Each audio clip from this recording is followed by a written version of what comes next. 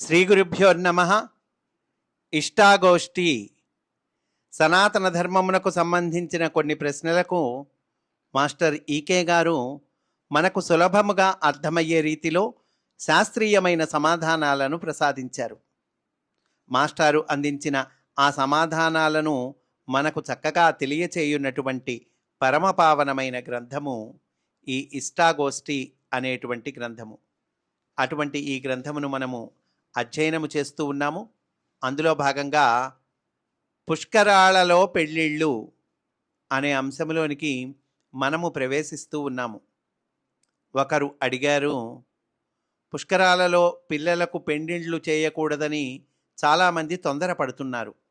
మన గోదావరి పుష్కరాల సందర్భంలో జనం కంగారుగా చెప్పుకుంటూ ఈ లోపలే పెళ్ళిళ్ళు పూర్తి చేసుకోవాలని గందరగోళం పడుతున్నారు. దీనిని గూర్చి మీ అభిప్రాయం ఏమిటి అంటే, ఆ రోజుల్లో అప్పటి ఉన్న పరిస్థితి అండి. దాని గురించి అడిగారు. మాస్టారు సమాధానం చెప్తూ ఉన్నారు. భరత భూమిలో ఉన్న 12 నదులలో ఒక్కొక్క నదికి ఒక్కొక్క సంవత్సరం చప్పున పుష్కరం వస్తుంది.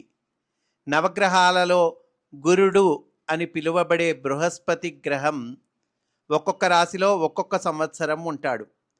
ఏ రాశిలో ఉన్నాడో దానిని బట్టి ఆ నదికి పుష్కర కాలం నిర్ణయింపబడుతుంది. ఆ సంవత్సరంలో సూర్యుడు ఆ రాశిలో ఏ మాసంలో తిరుగుతాడో ఆ మాసం ముఖ్యమైన పుష్కర కాలం. ఇది ఒక మతం. అలా కాక ఆ రాశికి అటు ఇటు ఉన్న రాశులలో సూర్యుడు తిరుగుతూ ఉన్న కాలాన్ని కూడా కలిపి పుష్కర కాలంగా నిర్ణయించటం మరొక మతం. అంటే ఆ మాసం ఒక్కటే నిర్ణయించటము పుష్కర కాలంగా అదొక పద్ధతి అండి. అటు ఇటు ఉన్న మాసాలు కూడా కలిపి మొత్తాన్ని పుష్కర కాలంగా నిర్ణయించటం మరొక మతం అంటున్నారు. పుష్కర కాలంలో నదులు ప్రత్యేకమైన మహిమ కలిగి ఉంటాయి. ఆ పుణ్యదినాలలో స్నానం చేస్తే సత్సంకల్పం కలవాళ్ళు పవిత్రులవుతారు, దోషాలు క్షాళనమవుతాయి. సత్సంకల్పం లేని వాళ్ళకి ఈ ఉపయోగం ఉండదు. అంటే ముందు మనలో మంచి సంకల్పం ఉండాలండి. గంగానదిలో మునిగి ఉండే చేపలన్నింటికి గంగా స్నాన ఫలితం దక్కటం లేదు కదా. అలాగే మనకు కూడా అందరికీ ఈ స్నాన ఫలితం దక్కదండి. ఎవరికి దక్కుతుంది? సత్సంకల్పం ఉన్న వాళ్ళకి అంటున్నారు. ఈ పుష్కరాల రోజుల్లో వివాహాలు చేయకూడదని చాలామంది పండితుల నిర్ణయం. కొన్ని ప్రమాణ గ్రంథాలలో కూడా ఈ విషయం చెప్పబడి ఉన్న మాట వాస్తవం. అయితే రామాయణం, భారతం, భాగవతం, హరివంశం, విష్ణు పురాణం అనే ఋషిప్రోక్తమైన గ్రంథాలలో కానీ, ఉపనిషత్తులలో కానీ, వేదాలలో కానీ పుష్కర సమయంలో వివాహ నిషేధం ఎక్కడా చెప్పబడి ఉండలేదు. కథలలో కూడా ఆ గ్రంథాలలో ఈ ప్రసక్తి లేదు. ఉన్న గ్రంథాలు కూడా ఏకాభిప్రాయం తెలియచేయటం లేదు. ఎన్నాళ్ళు వివాహం చేయకూడదో, పుష్కరం జరుగుతూ ఉన్న నదికి ఎంత దూరంలో ఏ దిక్కులో ఉన్నవారు ఎంతకాలం ముందు నుంచి ఎంతకాలం దాకా వివాహం చేయకూడదో స్పష్టంగా తెలిపే విధానం ఎక్కడా చెప్పబడలేదు.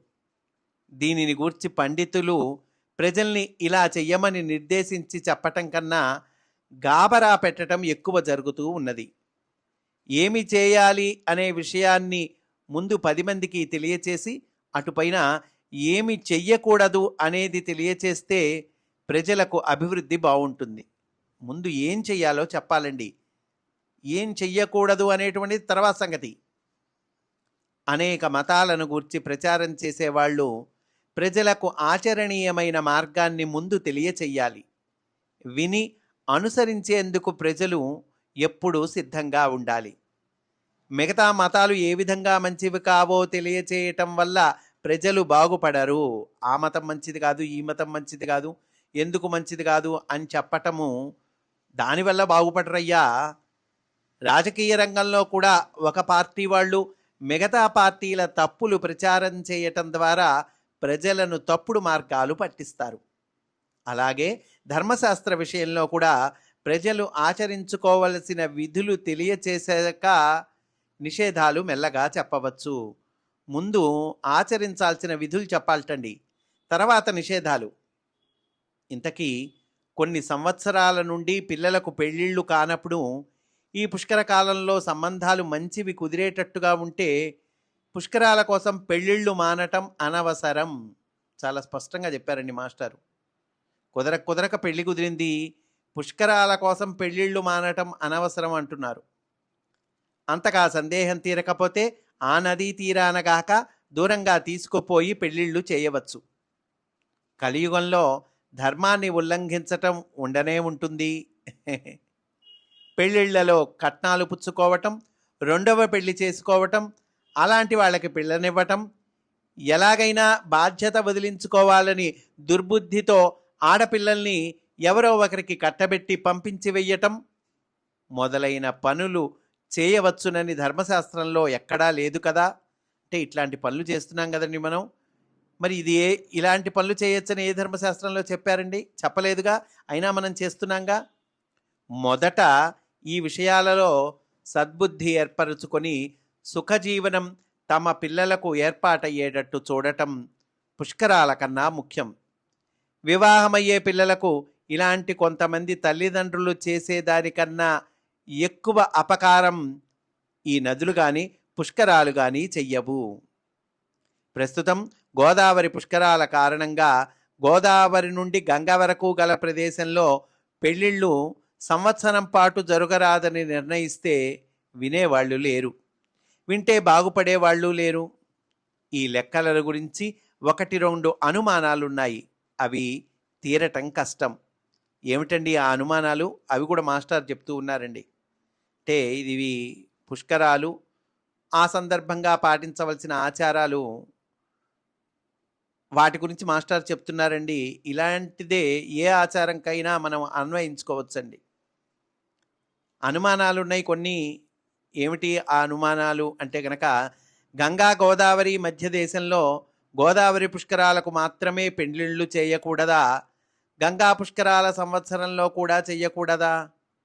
కూడదైతే ఇంకో సంవత్సరం కూడా తన్నేస్తుంది. 12 ఏండ్లకి 2 ఏండ్ల చప్పున పెళ్ళిళ్ళు మానేస్తే ఫలితాలు ఎలా ఉంటాయి? అందుకనే ఈ బాధపడలేక వచ్చే నవంబరు నుండి ఫిబ్రవరి వరకు మానేస్తే చాలును అని రాజీ పడ్డారు పండితులు. అంటే అప్పట్లో ఈ పండితులు ఏం తేల్చారండి? ఫలానా నవంబర్ నుండి ఫిబ్రవరి వరకు, అంటే ఆ పుష్కరాల సందర్భంగా అండి, ఆ నెలల్లో మానేస్తే చాలు అని పండితులు రాజీ పడ్డారు అంటున్నారు. గోదావరి పుష్కరాలకి కొవ్వూరు, నిడదవోలు, కొత్తపేట, భద్రాచలం మొదలైన దక్షిణ తీరవాసులు తమ పిల్లలకు పెళ్ళిళ్ళు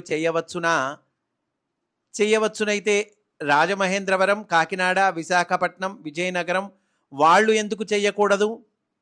ఒక నది పుష్కరం తూర్పు తీరానికి వర్తించి పశ్చిమ తీరానికి వర్తించదా? వర్తిస్తే కృష్ణా గోదావరి మధ్యవారంతా ఈ సంవత్సరం పెండ్లి మానుకోవలయునా? అలా అయితే కృష్ణ నుండి గంగ వరకు పెండ్లిళ్ళు జరగరాదన్నమాట. ఇంతకీ పుష్కరాలకు ఈ నిషేధం ఏ కారణం చేత? దీని ఇతిహాసం ఏమిటి? ప్రమాణ గ్రంథాలు ఏవి అనే విషయం మళ్ళా ఆలోచిద్దాం అంటూ మాస్టారు చక్కగా మనకు తెలియచేశారు. స్వస్తి. వాసుదేవ.